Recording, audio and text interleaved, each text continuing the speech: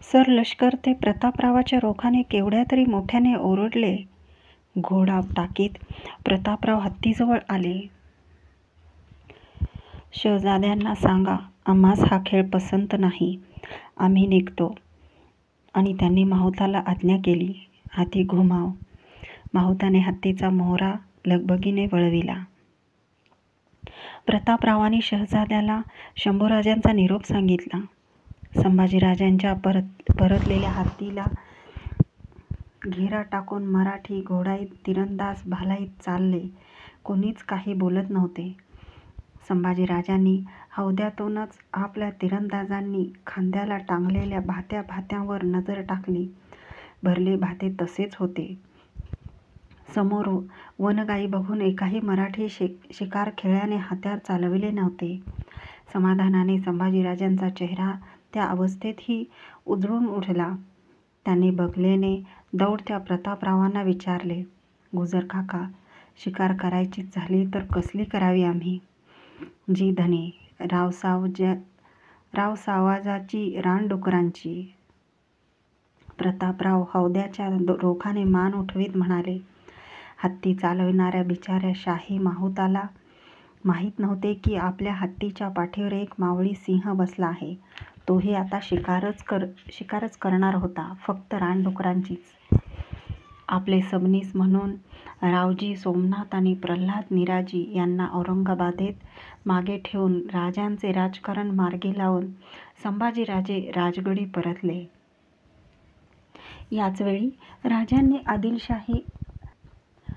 आदिलशाहीशी तह केला. विजापूर दरबाराने राजांना सालीना 3 लाख होनाची खंडणी देण्याचे मान्य केले. स्वराज्याच्या 2 आघाड्या बिनघोर झाल्या. मुघलशाही आणि आदिलशाही. फिरंगणातील गरीब रयत तर जीवाला कंटाळून गेली होती. तिथे फिरंग्यांनी सक्तीच्या धर्मांतराचा वरवंटा गावागावावरून फिरवण्याचा सपाटा चालविला होता. विरोध करणाऱ्यांना गावचौकात आणून उभे जाळण्यात येत होते.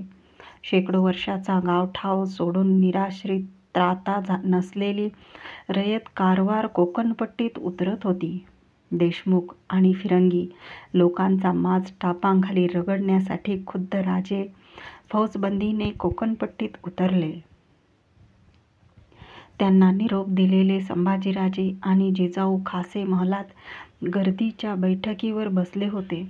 समोर एका शिसवी चौरंगावर कापडी आडवे गंधपट्टे घेतलेले केशव पंडित मांड बैठक घेऊन बसले होते. त्यांच्यासमोर लाकडी तिकाटण्याच्या भगव्या बिछायतीवर रामायणाच्या स्कंदाची पोथी होती. त्या पोथीतील एक पान पंडित उचलीत होते. स्वच्छ उच्चारात लयीत देववाणीतील श्लोक वाचित होते. वाचल्या श्लोकांचा प्राकृत अर्थ सांगित होते. रावणाचा अंत केलेले प्रभू रामचंद्र अयोध्येत सिंहासनाभिषिक्त झाले. आपल्या वीरांचा भेटवस्तू देऊन त्यांनी गौरव केला. भक्त हनुमंताला त्यांनी स्वकंठातील मोत्याचा हार प्रदान केला. तो घेऊन हनुमंत अयोध्येच्या नगरवेशीजवळ आला. एका उंच वटवृक्षावर चढून त्याने बैठक घेतली. रामप्रभूंनी दिलेल्या मोत्यांच्या हारातील एक मोती तो आपल्या सामर्थ्यवान दाढांखाली फोडू लागला. त्यात प्रभू राम आहेत का हे पाहण्यासाठी. एकाही मोत्यात त्यास रामचंद्र दिसेनात. तो विव्हळ झाला. वृक्षाखाली मोत्यांची टरफले पसरली. ऐकल्या कथाभागाने संभाजीराजांच्या मनाची नौका न कळणाऱ्या प्रकाश पात्रावरून सरसर धावू लागली. हर बाबीत राम शोधला पाहिजे. जसे हनुमंताला आपल्या फोडल्या छातीत रामप्रभूंचे दर्शन झाले तसे आम्हास महाराज साहेबांचे होई. कसला विचार करता? पाठीवर हात फिरवीत जिजाऊ मायेने म्हणाल्या. उत्तरासाठी म्हणून संभाजीराजांनी त्यांच्या रोखाने मान उठवली. एवढ्यात गोमाजी बाबा महालात आले. झुकता मुजरा रुजू ठेवून म्हणाले, आऊसाब, कोल्हापूर तर्फेचा पुनाळ गावठाणाचा योग आसामी आलाय. केसरकरांच्या बियाचा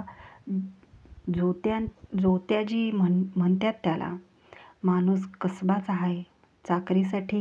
चाकरीसाठनं आऊसाहेबांच्या पायाची भेट घ्यायची म्हणतो. पेश करा त्यास, जिजाऊ शांतपणे म्हणाल्या.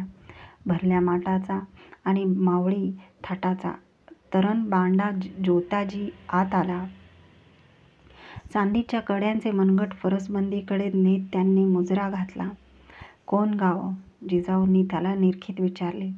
पुनाळजी, जोत्याजी अदबीने उत्तरला. कोण हत्यारांची चाल येते? पट्टा, भाला, बोथाटी, गदका, समद्यांची सरकार. इमान कोण जातीचं? क्षणभर जोत्याजी घोटाळला. आऊसाहेबांच्या पायाशी लेकराच्या जातीचं. जोत्याजीच्या जाबाने जिजाऊचा चेहरा उजळला आणि संभाजीराजे उत्तराने खुशदिल होऊन जोत्याजीच्या छातीवरच्या 12 गाठी मोजू लागले. गोमाजी, यास फडावर नेऊन बाळाजीची भेटी पाडा रुजू करून द्या, जिजाऊ गोमाजींना म्हणाल्या. गोमाजी जोत्याजी मुजरे घालून मागे हटू लागले. ते गर्दन वर करून वळणार एवढ्यात जिजाऊ जोत्याजीला थोपवीत पुन्हा म्हणाल्या. पुनाळकर मनास किंतु येऊ देऊ नकोस. आम्ही इमान विचारलं म्हणून.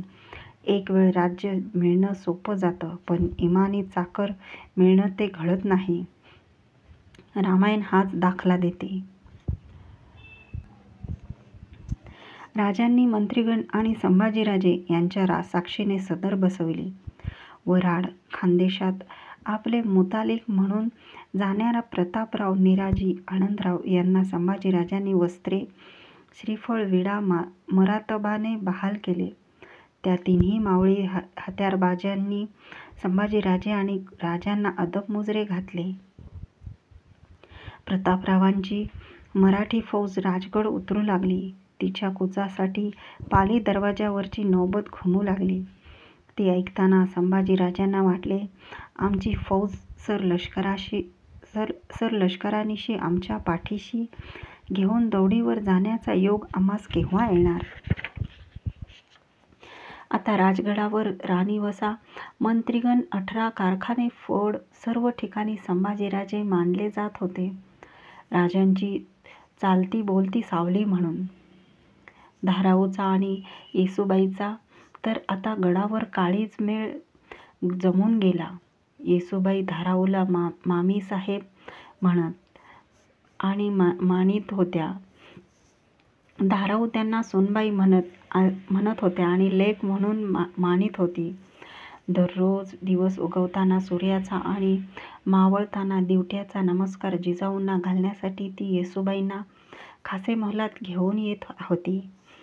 सुरुवातीला बावरलेल्या येसूबाई जिजाऊ, धाराऊ, पुतळाबाई आणि राजे यांच्या धीर देणाऱ्या मायेच्या वागण्याने आता गडाला चांगल्या रुळल्या.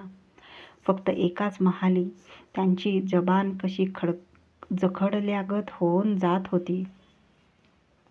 सोयराबाईच्या मासाहेबांचा नाही, आबासाहेबांचा नाही, कधी खुद्द त्या हिंदोळत्या मोतीलगाच्या टोपाचा नाही, पण येसूबाईंना सोयराबाईचा धाक वाटायचा.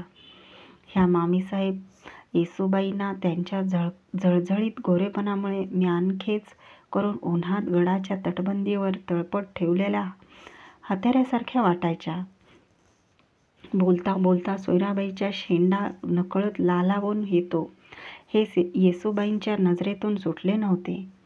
हातीच्या सुवर्ण कंकणांचा नाद व्हावा म्हणून सोयराबाई पदर पुन्हा पुन्हा नीट करतात, हेही येसूबाईंच्या ध्यानी आले होते. आणि दर्पणात मळल्या कुंकवाची कपाळी आडवी घेतलेली बोटे एकलगीत घालीत का नाहीत हे बघताना तर मामीसाहेबांना कशाचेच भान उरत नाही, हेही त्यांच्याच महाली उभे राहून येसूबाईंना अनेकदा अनुभवले होते. नेहमीसारखा धाराऊ येसूबाईंना घेऊन दिवटीचा नमस्कार घालण्यासाठी जिजाऊंच्या महाली आले. तिथे सगळ्या गोतावळाच आऊसाहेबांचे पाय शिवण्यासाठी जमला होता. त्यात संभाजीराजे होते. सारा राणीवसा होता. राजे महाड रायगडाकडे कूच झाले होते. रोशन नाईकाने महालीचे श्यामदाने पाजळली. देवमहाली अंबेचे दर्शन घेतलेल्या जिजाऊसाहेब कुणबिनीच्या सोबतीने महालात आल्या.